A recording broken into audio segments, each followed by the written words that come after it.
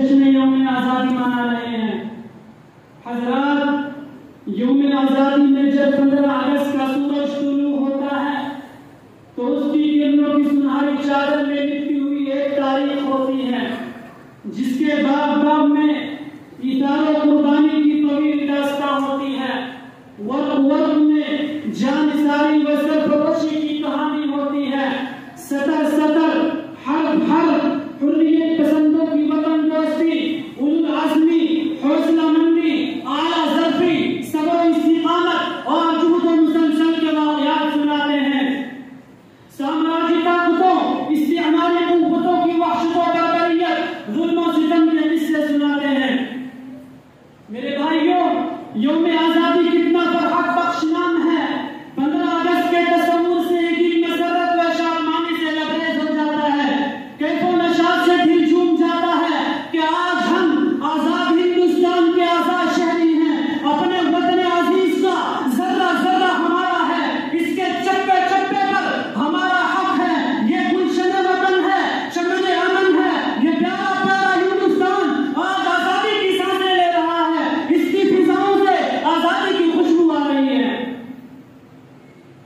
मेरे दोस्तों, 15 अगस्त 1947 ईस्वी एक नए औहद का आगाज और पुराने दौर का इख्तिताम था।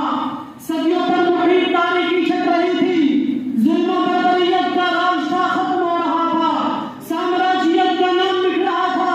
यही वो दिन था जिसके लिए लाखों हिंदुस्तानियों ने कुर्बानियां दी थी।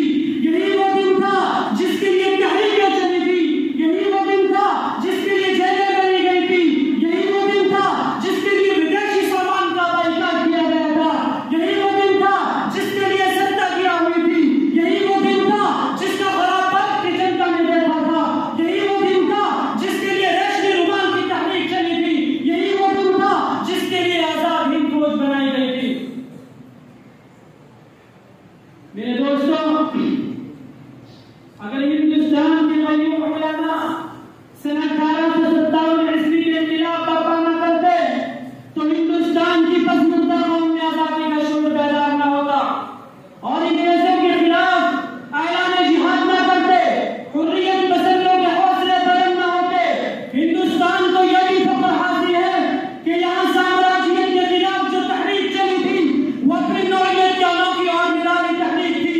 एक मजलूम कौम ने जालिम कौम के खिलाफ पुरअमन तहरीक चलाई, तीरों सिरों के बजाय एहतिजाज का रास्ता अपनाया।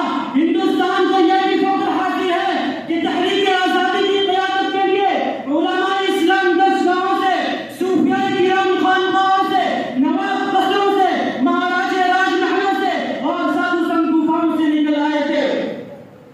शुआरा ने इनकलाबी नज़्में लिखी, अदबियों ने इनकलाबी कहानियां लिखी, सूफियों ने इनकलाबी मज़ामीन लिखे, खतीबों ने इनकलाबी तकरीरें की, औरतों ने सत्याग्रह में हिस्सा लिया, माओ ने अपने बेटों को देश के लिए कुर्बान कर दिया और बच्चों ने इनकलाब जिंदाबाद के नारे लगाए। नौजवान